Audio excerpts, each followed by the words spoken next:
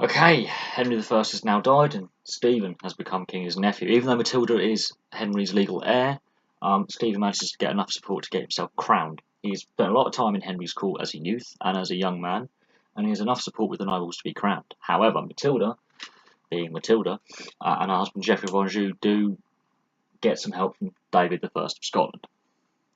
Basically, as soon as Stephen starts his reign, there's a few rumblings from church leaders and some nobles that begins a thing called the Anarchy. The Anarchy is basically 2 decades of continuous warfare that will plague both Normandy and England and ruin the country financially. So, David invades from Scotland with a large army, and he's headed towards York. Stephen is having issues with rebellious nobles who refuse to sit in his parliament and meet with him. So he's got the anarchy starting politically, not militarily, and he commands the Archbishop of York and other northern nobles to raise an army. And it's a very weak army. Well, I say weak, it's scraping the barrel of manpower because most of the army is in the south of England where the war is about to start in the anarchy. They defeat the Scots at the Battle of the Standard. They win. David is forced back and is forced to retreat back north. But David will still send Matilda money, arms and men. He is supporting Matilda, one of his relatives, over the other one. It's very weird. He's related to both by marriage and by all sorts. So he's an uncle of her and uncle of his wife, and it's all weird and lovely family, really, isn't it? Anyway, the revolt really gets messy in 1139 when Robert of Gloucester, who is related to Stephen but is also a half-brother of Matilda. This is getting weird now. He's her commander. He's her general. His army starts the revolt. Stephen has just dealt with David I of Scotland, gets the royal army together. 2 years later, 1141, he loses the Battle of Lincoln and he's captured. Some of his nobles switch sides and others run away. Yes, run away.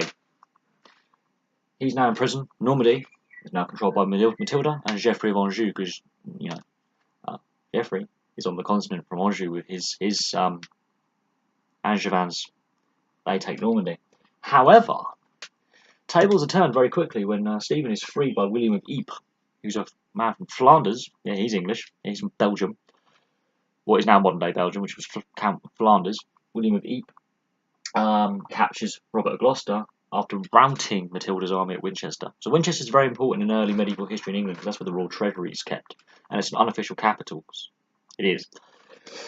So Robert of Gloucester is now captured. So now Matilda's army in England is leaderless. Her army flees to Oxford Castle. She gathers her forces in Oxford, and they're besieged there. And the siege lasts quite some time, and she escapes out of a tower, crosses the river Isis in snow, which is frozen, in wearing a white cloak. That's the tale anyway. But she has to flee over the frozen river Isis with her small retinue, so she's now losing a bit of power. She does try and get herself crowned in Westminster, but the local Londoners and the local yobbos in London basically revolt. And she doesn't get crowned, so she's not technically a queen. She's now the Lady of the English. She tries this for 7 years with this title and doesn't gain much support, but the war ends as a stalemate.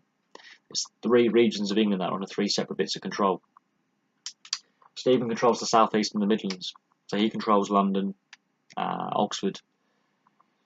The Midlands are what would become Birmingham, but the Midlands, so Leicester, places like that. Matilda controls the southwest, such as Exeter and Bristol. Yeah. And unaffiliated independent barons control the north, basically. The north is completely lawless. Hence why David I of Scotland can actually increase his influence and control over parts of northern England, such as Carlisle and Berwick, because the northern barons are busy fighting each other, Stephen and Matilda. They will fight anyone. It's basically like Game of Thrones, the Anarchy. The Anarchy is Game of Thrones. There's just chaos. Stephen's son is called Eustace, and Matilda's son is called Henry. Near the end of the war, in about 1152, 1153, both armies are camped at Wallingford in Oxfordshire, which is not too far from here. About half hour, 40-minute drive from here. They're camped either side of the river, Wallingford, Thames, and neither side really wants a battle at this point. They've been doing this for nearly 20 years. They're pretty tired. Stephen wants to negotiate, so does Matilda. They parley. Eustace decides to die during the negotiations, so that forces Stephen's hand. Stephen has to agree to Matilda's son Henry becoming king after he dies, but there is peace. It means Matilda can go away. So they start from the Treaty of Wallingford, which is also known as the Treaty of Winchester, depending on what source you read, in 1153. Peace at last. It's been 18 years of chaos. The Anarchy is a very badly, poorly known piece of English history. It really is. It's not very well known. It's not very well covered in schools or colleges. You have to really go to university to learn this stuff. Both claimants to the throne aren't actually English. He's from the county of Blois in France, and she's married to the guy who controls Anjou in France. Yeah, I know. So, Henry of Anjou, also known as Henry Plantagenet, that was his name. Yeah, Plantagenet. It's a very long French name.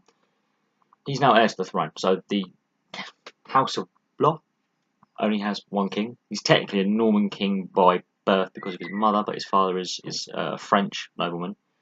So this is the end of Norman England. It's the beginning of Plantagenet England, and that gets a little bit more bloody than what it was before. The Anarchy shows up a lot of things. The feudal system is creaking. You need a strong king with a strong central government. Now, Stephen is a soldier. He's not an administrator, which is his problem. Unlike his predecessor, Henry I, he's not an administrator. He is a warrior. Matilda and her half-brother and her son are also warriors, but Henry's also a damn good administrator. Anyway, Henry becomes king, and Stephen dies in 1154. But the Anarchy defines this period of time. Stephen's reign and Matilda attempting to become the first Queen of England, very poorly understood. Now, it's a very complex 20 years. I've covered it in a nutshell. There are many skirmishes, battles and sieges in here. There's much lawlessness, and Henry's got to control these barons up north, because Stephen's control and Matilda's control, when he's named as heir, they decide to come together very, very quickly. The north is going to be the interesting bit that Henry has to deal with first. But anyway, thank you very much for watching. Please like and subscribe.